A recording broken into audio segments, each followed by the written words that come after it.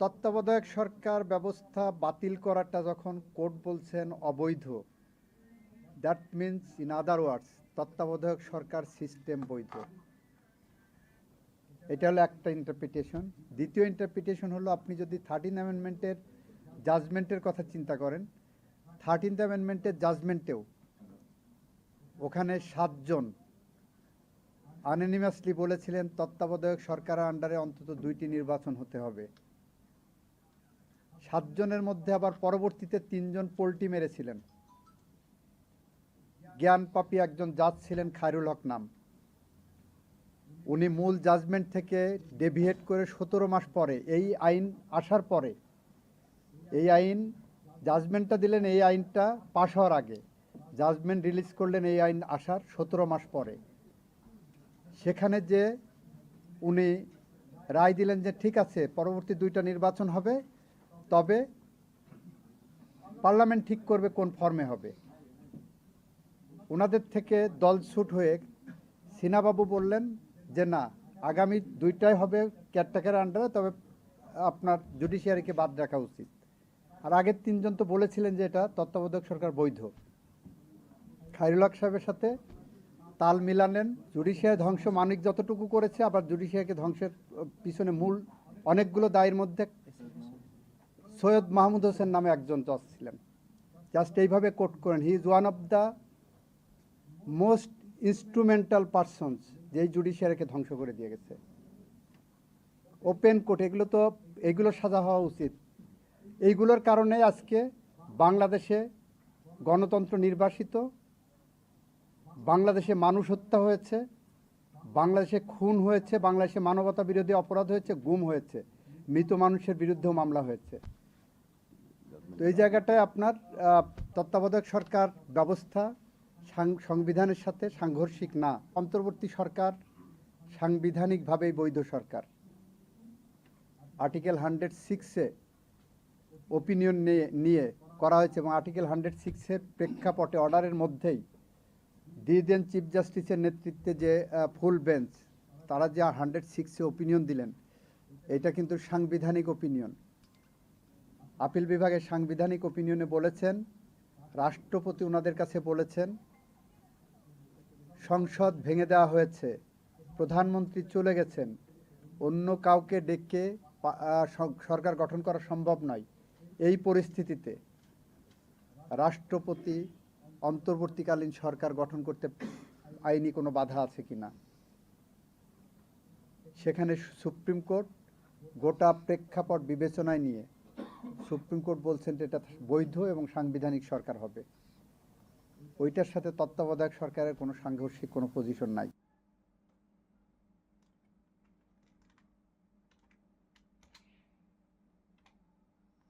ইজতেমা শুরুর আগেই দুপক্ষের সংঘর্ষ ও দিনভর উত্তেজনার মধ্যেই বুধবার দুপুরে সবাইকে মাঠ ছাড়ার নির্দেশ দেয় স্বরাষ্ট্র মন্ত্রণালয়। বিশ্ব ইজতেমা নিয়ে স্বরাষ্ট্র মন্ত্রণালয় সভাকক্ষে আলাদাভাবে স্বরাষ্ট্রসহ অন্য উপদেষ্টাদের সঙ্গে পূর্ব নির্ধারিত বৈঠকে বসেন সাদ কান্ধলভি ও মাওলানা জুবায়েরের অনুসারীরা। ইজতেমা মাঠে সংঘাতের ঘটনায় দুঃখ প্রকাশ করেন সাতপন্থী নেতা মাওলানা রেজা আরিফ। উত্তেজনা না ছড়িয়ে অনুসারীদের দ্রুত ইজতেমা মাঠ ছাড়ার নির্দেশ দেন তিনি। এইবার আমরা সরকারের এই কথাটাকে সম্মান করছি। আমরা কোনো রকম সমস্যা তৈরি না হয়, শান্তিপ্রিয় দল হিসেবে আমরা সেটাকে ছেড়ে দিচ্ছি। মাঠ ছেড়ে দেওয়ার জন্য আমি আমাদের সাথীদেরকে বলছি এবং যারা আছেন সাধারণ জনগণ তাদেরকেও বলছি, যে এই ঘটনা হয়েছে কে দায়ী সেটা জরুরি নয়। অবশ্যই আমরা মুসলমান হিসাবে এবং দেশের নাগরিক হিসেবে দুঃখ প্রকাশ করছি, এবং এটা একেবারে অনুচিত হয়েছে। যাই হয়েছে, মুসলমান মারামারি, তবলিগের সাথীরা মারামারি, এটা একেবারেই ঠিক হয়নি। আমরা এই জন্য আন্তরিকভাবে দুঃখ প্রকাশ করছি, এবং ইনশাআল্লাহ ভবিষ্যতে এমন কোনো কর্মকাণ্ড যেন না হয়, যাবতীয় চেষ্টা আমাদের থাকবে ইনশাআল্লাহ। এরপর জুবায়েরপন্থীদের সঙ্গে বৈঠক করেন উপদেষ্টারা।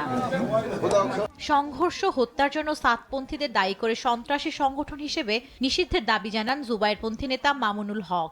অবিলম্বে হামলাকারীদের গ্রেপ্তারের দাবিও জানান তিনি। এটা কোনো সংঘর্ষ ছিল না, এটা ছিল একপক্ষীয় হামলা। তারা এভাবে সন্ত্রাসী কায়দায় সেখানে প্রবেশ করে এরকম ঘুমন্ত মানুষদেরকে এভাবে হতাহত করে তারা বাংলাদেশের ব্যাপারে সারা পৃথিবীর সামনে যে মেসেজটা দিতে চাচ্ছে আজকে বাংলাদেশ বিরোধী শক্তি, আমাদের কাছে এটা স্পষ্ট যে তারা সেই শক্তিরই দোসর হিসেবে এখন ভূমিকা পালন করছে। কাজেই এই অপশক্তিকে প্রতিহত করা আমরা মনে করি যে শুধুমাত্র আলেম ওলামাদের কাজ নয়, এটি বাংলাদেশের রাষ্ট্র এবং প্রশাসনেরও কাজ। কাজে সেই জায়গা থেকে আমাদের স্পষ্ট দাবি হলো যে বিগত 2018 সালেও এভাবে হামলা চালিয়ে তারা 5,000 মানুষকে মারাত্মক আহত করেছিল, কয়েকজন ব্যক্তিকে তারা তখনও হত্যা করেছিল, কিন্তু তখনও তাদের বিরুদ্ধে তেমন কোনো আইনানুগ ব্যবস্থা গ্রহণ করা হয়নি রহস্যজনক কারণে। বিসমিল্লাহির রহমানির রহিম। বিশিষ্ট ইউটিউবার জনাব ইলিয়াস হোসেন বিদেশ থেকে ইউটিউবের মাধ্যমে এই জাতির বিভিন্ন ক্রান্তিকালে উল্লেখযোগ্য ভূমিকা পালন করেছেন, সেই জন্য আমি তাকে ধন্যবাদ জানাই। এবং তিনি একজন অত্যন্ত জনপ্রিয় ইউটিউবার, সেই জন্য আমি তার প্রশংসা করি। কিন্তু দুঃখজনক বিষয় হচ্ছে উনি গত কয়েকদিনে 2 বার আমার নাম উল্লেখ করে কিছু তথ্য দেশবাসীকে ইউটিউবের মাধ্যমে জানিয়েছেন, যেগুলোর সাথে আমার দূরতম কোনো সম্পর্ক নেই। তিনি বলেছেন প্রথমবার যে ভারতের সাথে আমি বিশেষ সম্পর্ক রাখি, এবং দ্বিতীয়বার একেবারেই আমাকে রয়্যাল এজেন্ট উল্লেখ করে বক্তব্য রেখেছেন। এবং ওনার বক্তব্যে উনি বলেছেন যে উনি শুনেছেন এবং কেউ ওনাকে এই বিষয়টি বলেছে। ওনার মতো একটা গুরুত্বপূর্ণ ব্যক্তি, তার যেখানে মিলিয়নস অফ পিপল তার দর্শক আছে, শ্রোতা আছে, সেখানে কোনো বক্তব্য দেওয়ার আগে ওনার বিষয়টি যাচাই বাছাই করার দরকার ছিল বলে আমি বিশ্বাস করি।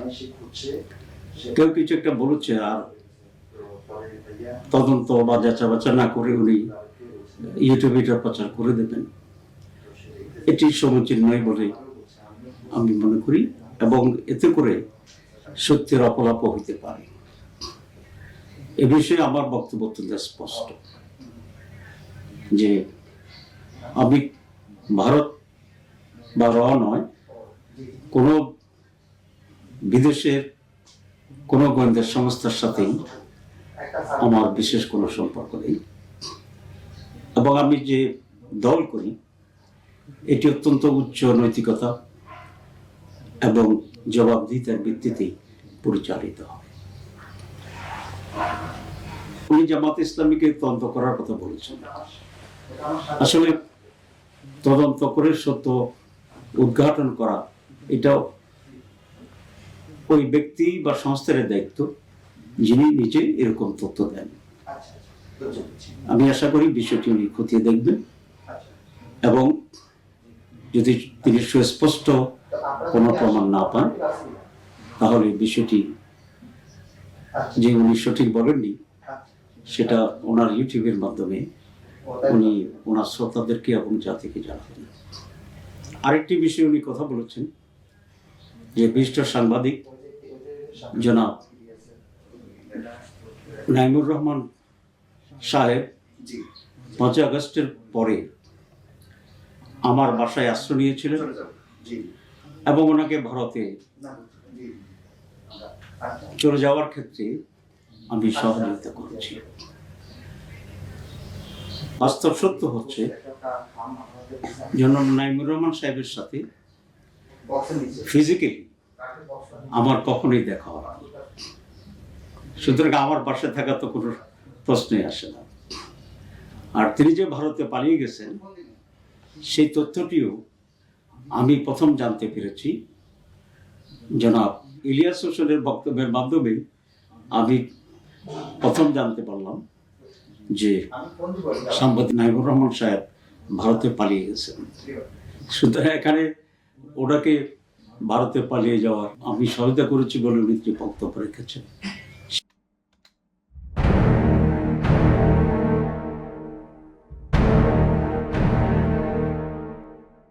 রাজনৈতিক পট পরিবর্তনের অস্থিরতার মধ্যেই আরও বড় ভূরাজনৈতিক ঘূর্ণাবর্তে পড়তে পারে বাংলাদেশ। প্রতিবেশী মিয়ানমারের রাখাইন রাজ্যকে ঘিরে এখন আন্তর্জাতিক সম্প্রদায়ের নজর দক্ষিণ এশিয়ায়। কক্সবাজার সীমান্তের ওপারে যে কোনো সময় হতে পারে নতুন একটি রাষ্ট্রের ঘোষণা। চলতি মাসেই সরকারি বাহিনীকে পরাজিত করে রাখাইনের ৮০% বেশি অঞ্চলের দখল নিয়েছে রাজ্যটির সশস্ত্র বিদ্রোহী গোষ্ঠী আরাকান আর্মি। দানা বাঁধছে অঞ্চলটিতে নতুন রাষ্ট্র প্রতিষ্ঠার সম্ভাবনা। এই সম্ভাবনা মাথায় রেখে আরাকান আর্মির সাথে যোগাযোগ শুরু করেছে ভারত, চীনের মতো দেশগুলো, তৎপর যুক্তরাষ্ট্র। আর এই প্রেক্ষাপটে বাংলাদেশ পড়তে যাচ্ছে সম্পর্কের নতুন সমীকরণে, এমন খবরই উঠে আসছে আন্তর্জাতিক গণমাধ্যমগুলোতে। ১.৫ দশকের কম সময়ে এখন সরকারি বাহিনীকে পরাজিত করে রাখাইনের নিয়ন্ত্রণ নিয়েছে আরাকান আর্মি। আন্তর্জাতিক বিশ্লেষকরা বলছেন যে কোনো সময় স্বাধীনতার ঘোষণা দিতে পারে গোষ্ঠীটি। আর বিদ্রোহীদের আক্রমণে জর্জরিত সেনা সরকার মিন অং লাইন এই স্বাধীনতা ঠেকাতে কোনো কার্যকর ভূমিকা নিতে পারবেন না বলেই অবস্থা দৃষ্টে মনে হচ্ছে। আর তাই দক্ষিণ এশিয়ায় নতুন স্বাধীন রাষ্ট্র প্রতিষ্ঠা এখন অনেকটাই নিশ্চিত। মিয়ানমারের পশ্চিম উপকূলে অবস্থিত রাখাইন রাজ্য আগে পরিচিত ছিল আরাকান নামে। ১৯৯০-এর দশকে আরাকানের নাম পাল্টে তাকে নতুন নামে রাখাইন করা হয়। ভৌগোলিকভাবে রাখাইনের অবস্থান মিয়ানমারের জন্য অত্যন্ত গুরুত্বপূর্ণ। বঙ্গোপসাগর ঘেঁষে মিয়ানমারের পশ্চিম উপকূলীয় অঞ্চলে রাজ্যটির অবস্থান, যার পশ্চিমে বঙ্গোপসাগর এবং উত্তর পশ্চিমে বাংলাদেশের চট্টগ্রাম বিভাগের অবস্থান। বাংলাদেশের সাথে মিয়ানমারের থাকা ২৭০ কিলোমিটার আন্তর্জাতিক সীমান্তের পুরোটাই রাখাইনের সাথে। রাখাইনে এশিয়ার দুই পরাশক্তি দেশ চীন, ভারত ছাড়াও যুক্তরাষ্ট্রের রয়েছে ব্যাপক স্বার্থ। ভৌগোলিকভাবে রাখাইনের অবস্থান এবং সম্পদ দুটোই চীন ও ভারতের জন্য গুরুত্বপূর্ণ। রাজ্যটিতে চীন ও ভারতের বিলিয়ন ডলারের বিনিয়োগ রয়েছে। চীন চকপিউতে গড়ে তুলেছে গভীর সমুদ্র বন্দর, যার মাধ্যমে মিয়ানমার থেকে সরাসরি গ্যাস যায় শি জিনপিং এর দেশে। দেশটির বেল্ট অ্যান্ড রোড ইনিশিয়েটিভ বাস্তবায়ন এবং মধ্যপ্রাচ্য এবং আফ্রিকায় তেল গ্যাস পাঠানোর বিকল্প ও সহজ পথও রাখাইনকে ঘিরে। ইরাবতী নদীতে রয়েছে চীনের ১৩,০০০ মেগাওয়াটের এক জলবিদ্যুৎ প্রকল্প। বঙ্গোপসাগরে ভারত ও যুক্তরাষ্ট্রের প্রভাব মোকাবিলায় রাখাইনের এই বন্দর চীনের মহাস্ত্র। রাখাইন ইস্যু ভারতের জন্য মহা গুরুত্বপূর্ণ। কালাদান মেগা প্রজেক্টের মাধ্যমে বাংলাদেশকে বাইপাস করে সেভেন সিস্টার্স ও কলকাতার সাথে ভারতের যোগাযোগ সহজ করতে মিলিয়ন মিলিয়ন ডলার বিনিয়োগ করেছে ভারত। তাই বাংলাদেশের বন্ধু রাষ্ট্র বলে পরিচয় দিলেও হাজার হাজার রোহিঙ্গার চাপে বিপর্যস্ত ঢাকাকে উদ্ধারে নিজেদের স্বার্থ থেকে পিছিয়ে এসে এসব শরণার্থীকে ফেরত নেয়ার কোনো চাপ দেয়নি ভারত বা চীন। মিয়ানমারের সরকার ও রাখাইনের আরাকান আর্মি দুই পক্ষের সাথেই ভালো সম্পর্ক আছে ভারত ও চীনের। নতুন রাষ্ট্র গঠন হলেও এই দুই দেশের তেমন প্রভাব পড়বে না। তবে নতুন রাষ্ট্র গঠিত হলে চাপ বাড়বে বাংলাদেশের। সামরিক শাসন, জাতিগত সংঘাত, বিদ্রোহীদের তৎপরতায় বিধ্বস্ত মিয়ানমার স্বাধীনতার পর থেকে কখনোই স্থিতিশীলতা পায়নি। সীমান্ত থাকা প্রতিবেশী মিয়ানমারের সাথে বাংলাদেশের কূটনৈতিক ও বাণিজ্যিক সম্পর্ক একেবারেই সীমিত। স্পর্শকাতর রোহিঙ্গা ইস্যু, সমুদ্র সীমা বিরোধ, মিয়ানমারের সরকারি বাহিনীর বাংলাদেশের আকাশ ও সমুদ্র সীমা লঙ্ঘন, বাংলাদেশের অঞ্চলকে নিজেদের বলে দাবি করার মতো বহু কারণে দুই দেশের সম্পর্কও জমাট বাঁধা। তবে আন্তর্জাতিক উদ্যোগে মিয়ানমার সরকারের সাথে রোহিঙ্গা স্থানান্তরে আলোচনা হলেও রাখাইনে নতুন রাষ্ট্র গঠনের সম্ভাবনা এখন এই আলোচনার দুয়ার একেবারেই বন্ধ করে দেওয়ার পথে। জাতিগতভাবেই রোহিঙ্গা ও আরাকান আর্মির বৈরিতা রয়েছে। এছাড়াও সাম্প্রতিক সময়ে মিয়ানমারের সরকারি বাহিনীর হয়ে আরাকান আর্মির বিরুদ্ধে যুদ্ধও করেছে কিছু রোহিঙ্গা। রাখাইনে আরাকান আর্মি স্বাধীনতার ঘোষণা দিলে বাংলাদেশে থাকা ১০ লাখের বেশি রোহিঙ্গার ফেরত যাওয়ার ভবিষ্যৎ অনিশ্চিত হয়ে পড়বে। সাথে অঞ্চলটিতে থাকা আরও ৬ লাখের বেশি রোহিঙ্গার বাংলাদেশে ঢল নামারও শঙ্কা করছে আন্তর্জাতিক গণমাধ্যমগুলো।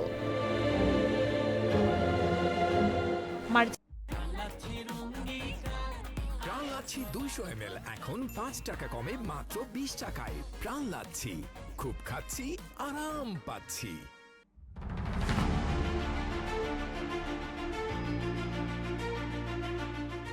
তালেবানকে চিরতরে নিশ্চিহ্ন করার জন্য মার্কিন বাহিনী ২০ বছর ধরে আফগানিস্তানে যুদ্ধ করেছিল। সেই তালেবানকে মিত্র হিসেবে গ্রহণ করতে যাচ্ছে রাশিয়ার প্রেসিডেন্ট ভ্লাদিমির পুতিন। কি ঘটছে আফগানিস্তানে? কেনই বা এই কৌশল পাল্টাচ্ছেন পুতিন? মার্কিন বাহিনী আফগানিস্তান থেকে বের হওয়ার পর একাধিক প্রশ্ন উঠেছে। তালেবানদের হাতে কি এবার নতুন ক্ষমতা আসছে? রাশিয়ার সঙ্গে তাদের সম্পর্কের নতুন অধ্যায় কি পুরো বিশ্বের রাজনীতিতে একটা বিপ্লব আনবে? মার্কিন বাহিনী আফগানিস্তানে এসেছিল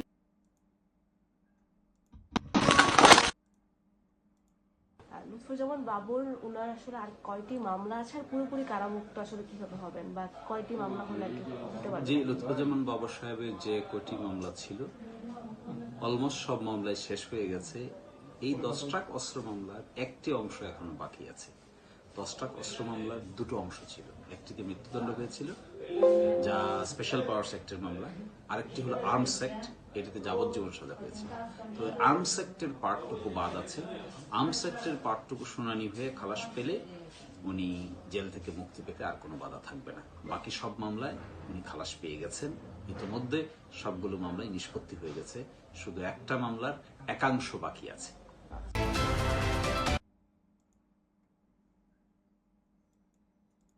আসলে আমাদের কাছে আলমী সুরা এবং সাতপন্থী এই জিনিসটা ক্লিয়ার হওয়া দরকার। আমার মিডিয়া বাইরে বিভিন্ন সময় কথাটা সাতপন্থী এবং জোবাইরপন্থী বলা হয়। আসলে জোবাইরপন্থী বলতে এখানে কিছু নাই।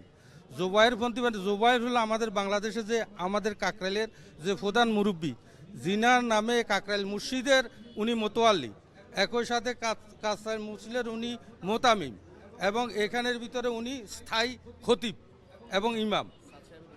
এবং সাদ সাহেব হলো ইন্ডিয়ান, উনিও আমাদের সাথে ছিলেন নিজামুদ্দিনের। আমরাও এটার অনুসরণ করছি এক সময়, যখন সময় সাদ সাহেব নিজকে স্বঘোষিত আমির দাবি করছে এবং ওনার যখন শরিয়া ভিত্তিক, ওনার যখন বিতর্কিত মন্তব্য যেগুলা শরিক মানে হাদিস এবং কোরআনের সাথে সাংঘর্ষিক, যেহেতু আমাদের আলেম ওলামারা এগুলো ধরছে, আলেম ওলামারা সমগ্র পৃথিবীর আলেম ওলামারা এতে দ্বিমত যে এই জিনিসটা হাদিস এবং কোরআনের সাথে সাংঘর্ষিক। অতএব কারণে ওনার এগুলা বলা হয়েছে উনি এই কথাগুলোর থেকে রুজু করক এবং ভবিষ্যতে উনি এ কাজ করবে না। আর একসময় যে উনি ওনাকে নিজে স্বঘোষিত আমির দাবি করছে, যেহেতু সমস্ত পৃথিবীতে সুরাই নিজামের মাধ্যমে কাজ চলে, ওই সময় উনিও এই সুরার ভিতরে একজন ছিল, উনিও ওই সুরার একজন ছিল, 15 জনের একজন, উনিও ছিল 10 জনের একজন। কিন্তু যখন উনি নিজে স্বঘোষিত আমির দাবি করছে এবং একই সাথে বলছে ওনাকে যদি আমির না মানা হয় সে জাহান্নামে যাবে, এরকম ধরনের বক্তব্য যখন আসছে এবং কোরআন হাদিস নবীদের সাথে নবীদের শানে যখন ওনার যখন বিরূপ মন্তব্য আসছে, তখন সমগ্র দেশের আলেম ওলামারা ওনার এইতে দ্বিমত পোষণ করছে। এখন এটার সমাধান কি? যেহেতু হলো বিষয়টা হলো দিনের ব্যাপার, এইখানের ভিতরে যদি উনি যদি বলে যে বলছে এটা উনি হয়তো দেওবন্দ, যেটা আমাদের পৃথিবীর যে দেওবন্দকে আমরা ফলো করি, দেওবন্দে যাইয়া উনি বলুক আমার যদি অতীতের কোনো ভুল যদি করে থাকি এগুলোর থেকে আমি ক্ষমা প্রার্থী, ভবিষ্যতে আর করব না, এই কথা বললে ওনাকে মানতে আমাদের আপত্তি নেই।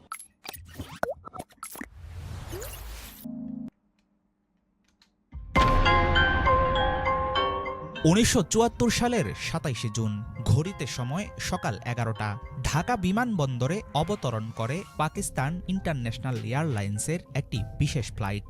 বাংলাদেশের মাটিতে পা রাখেন পাকিস্তানের তৎকালীন প্রধানমন্ত্রী জুলফিকার আলী ভুট্টো। স্বাধীনতার ঘোর বিরোধী এই রাষ্ট্রনেতার জন্য বিছানো হয় লাল গালিচা। ফুলের মালা পরিয়ে তাকে স্বাগত জানান বাংলাদেশের তৎকালীন প্রধানমন্ত্রী শেখ মুজিবুর রহমান। 1971-এর 16 ডিসেম্বর বাংলাদেশ স্বাধীন হলেও সেটা স্বীকার করতে পাকিস্তান নিয়েছিল 2 বছরের বেশি সময়। অথচ সেই সময়ের পাক প্রধানমন্ত্রীকে কেন এত আয়োজন করে বরণ করেছিলেন শেখ মুজিব?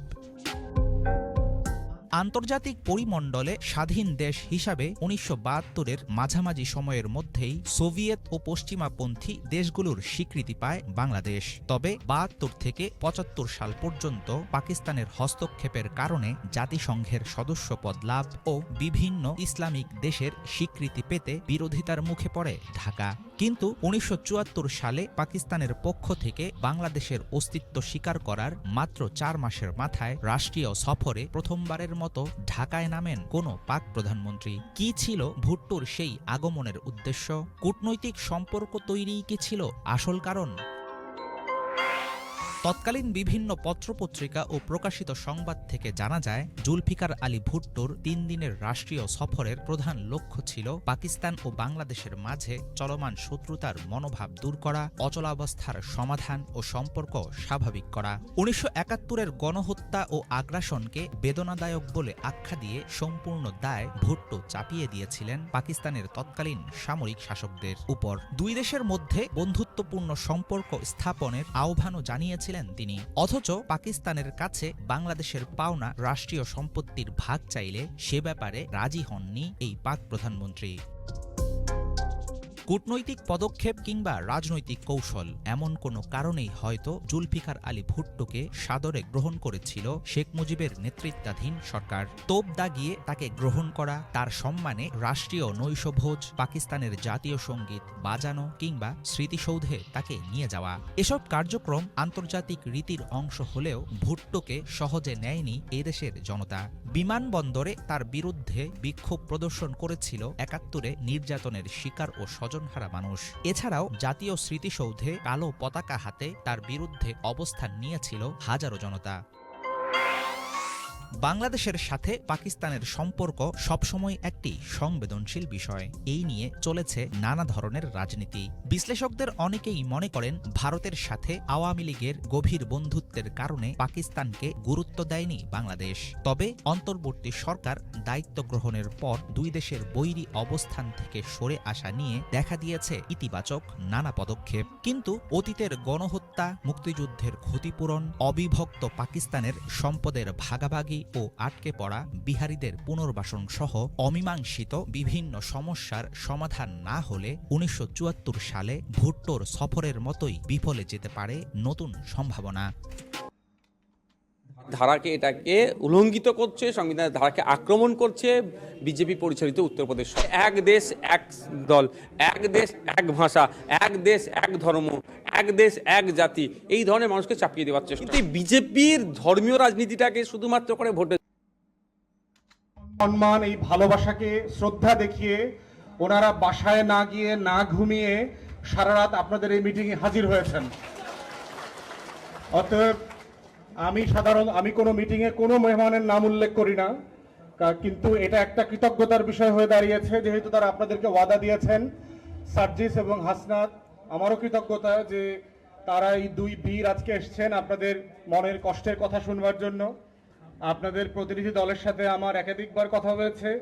আমি আপনাদের সমস্যাগুলো পুরোপুরি ধারণ করি, বুঝি, এবং আমি আগে বক্তব্য দেওয়ার একটা বড় কারণ হচ্ছে যে আমার সহযোদ্ধাদেরকে সাহায্য করা, যে আসলে আপনাদের কষ্টের কথাটা কি সেটা আমি বলি আর কি। তাহলে হচ্ছে যে যারা আপনাদের এই লড়াইটাকে পরের স্টেজে নিয়ে যাবেন, পরের ফেজে ফাইট করবেন, তাদের জন্য লড়াইটা সহজ হবে।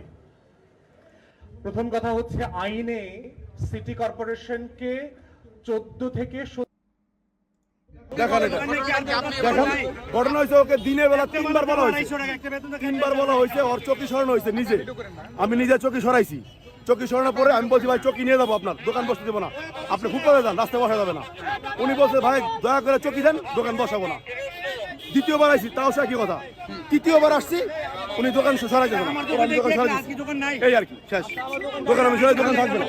উনি বলছে দোকান থাকবে, উনি বলছে দোকান এখানে থাকবে, আমি থাকবো না দোকান থাকবে, যে কোনো একটা বলছে উনি। হ্যাঁ, উনি এটা বলছে, আমি থাকবো না দোকান থাকবে, যে কোনো দোকান করবে উনি। এখানে বাধা দিচ্ছিলেন? হ্যাঁ, বাধা নাই, আমি তো 3বার বাধা দিয়ে গেছি। সকাল থেকে 3বার আমি দোকান সরাইছি, চকি সহ। ওনাকে বলছি চকি আমি নিয়ে যাবো। এখানে তো অনেকগুলো দোকান আছে, দোকানটা শুরু করবো। কতগুলো উঠাতে চাচ্ছিলেন? আরো দোকান আছে স্যার, এই যে রাস্তা স্যার, ওই যে রাস্তা স্যার, আপনি দেখে যান, এই যে রাস্তা, এই যে রাস্তা, এই যে রাস্তা।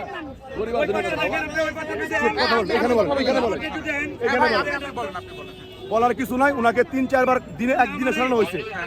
এখন আবার বলছি সরাইতে, আপনি ফুটপাতে চলে যান। উনি যায় না, যাবে না, উনি দোকান করবেই, বলতে ক্ষমতা দেখান। এই রাইডারছে রাস্তা তুমি আগে সরো, তুমি আগে সরে দিছো। তুমি আমি সরাইছি তো